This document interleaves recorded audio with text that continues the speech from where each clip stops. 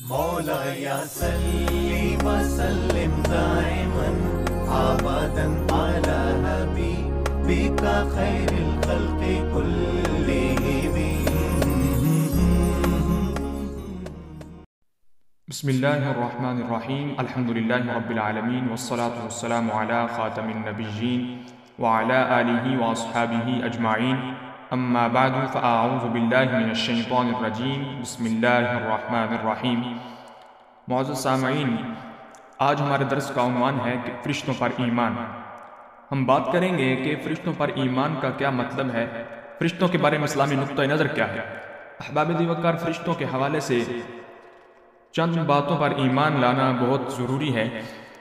تمام جن و انس کی طرح فرشتے بھی اللہ تبارک و تعالی جل شانہ کی مخلوق ہیں. اللہ تعالیٰ کے ایماندار اور فرما بردار بندے ہیں. اللہ تعالیٰ کے کسی حکم کی خلاف ورزی نہیں کرتے اور نہ ہی گناہ کرتے ہیں. فرشتے معصوم ہیں، جیسا کہ اللہ تعالیٰ ارشاد فرماتا ہے علیہا ملائکۃ غلاظ شداد لا یعصون اللہ ما امرہم ویفعلون ما یؤمرون. اس جہنم پر سخت دل بہت مضبوط فرشتے مقرر ہیں جو اللہ تعالیٰ کی نافرمانی نہیں کرتے. جو وہ انہیں حکم دے وہ وہی کرتے ہیں اور جو انہیں حکم دیا جاتا ہے اس کا خلاف نہیں کرتے.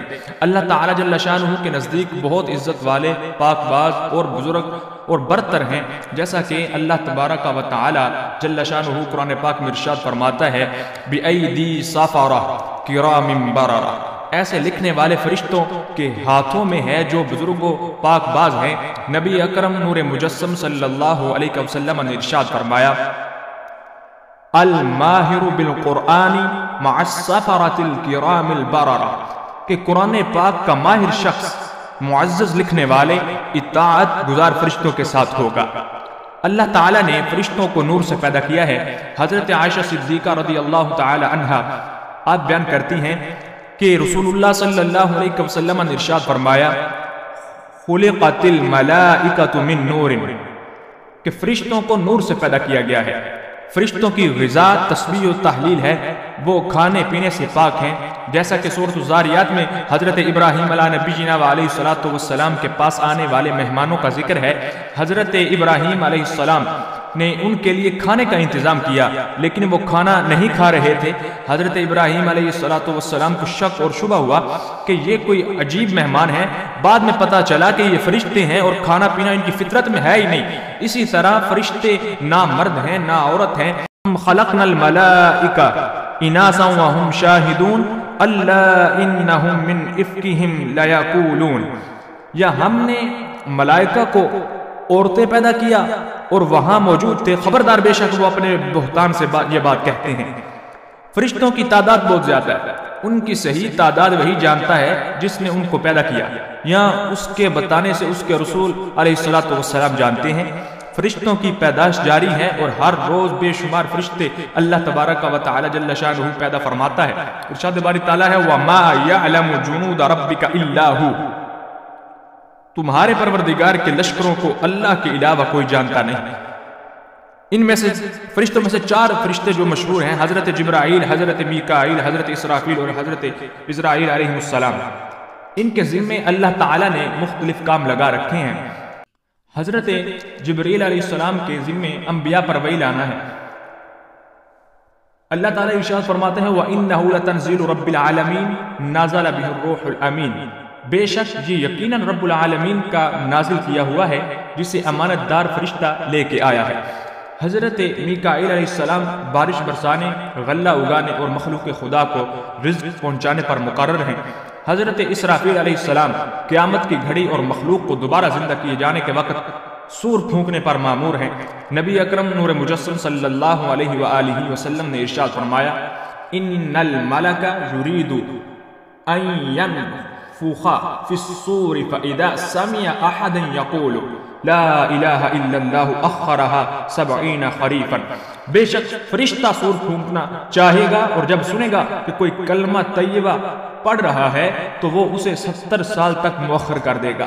یعنی جب فرشتہ سور پھونکنے لگے گا تو اسے ایک آواز آئے گی کہ کوئی بندہ کلمہ پڑھ رہا ہے، اس کی زبان سے کلمہ طیبہ کی جب الفاظ نکل رہے ہیں تو وہ اپنا اس سور پھونکنے کو 70 سال کے بعد مؤخر کر دے گا، یعنی کہ وہ پھر یہ کہے گا کہ 70,000 کا اس میں جو ہے وہ گیپ آ جائے گا، 70,000 وقفہ سال کا آ جائے گا، اس کے بعد جا کے پھر سور پھونکا جائے گا۔ اگر پھر کسی نے کلمہ طیبہ کی آواز اس فرشتے تک پہنچتی ہے تو پھر اس کو 70,000 سال تک جو ہے وہ 70 سال تک مؤخر کر دے گا۔ حضرت اسرائیل علیہ السلام موت کے فرشتے ہیں، یعنی جان نکالنا ان کے ذمہ ہے۔ ارشاد باری تعالیٰ ہے قُلْ يَتَوَفَّاكُمْ مَلَكُ الْمَوْتِ الَّذِي وُكِّلَ بِكُمْ ثُمَّ إِلَىٰ رَبِّكُمْ تُرْجَعُونَ، فرما دیجئے کہ تمہیں موت کا فرشتہ فوت کرے گا، یعنی کہ تمہارے اوپر موت آئے گی تو اس کے آنے کا ایک وسیلہ حضرت اسرائیل علیہ السلام ہے کہ اللہ تبارک و تعالیٰ نے ان کی ڈیوٹی لگائی ہے کہ وہ جان کو قبض کرتے ہیں۔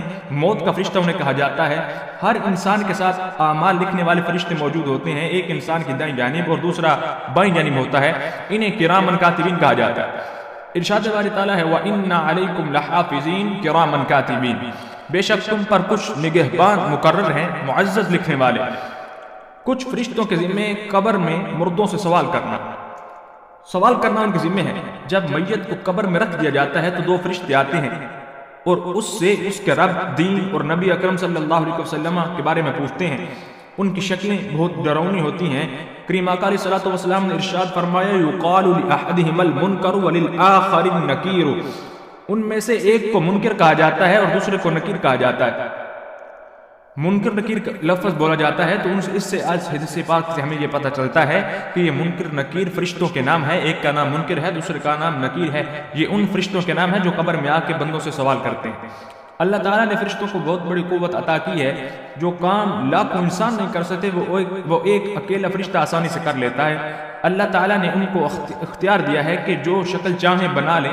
فرشتوں کے وجود کا انکار ان کی شان میں گستاخی اور کفر ہے۔ دعا ہے کہ اللہ رب العزت ہمیں عمل کی توفیق دے اور جو کچھ کہا سنا ہے اس کا ثواب اپنے تمام مرحومین کو ایصال کرتے ہیں۔ خالق کائنات جل شانہ اس کو قبول فرما کے ان کے درجات بلند فرمائے اور ہمیں دین و دنیا کی خیر عطا فرمائے۔ آمین بجاہ النبی الامین صلی اللہ علیہ وسلم۔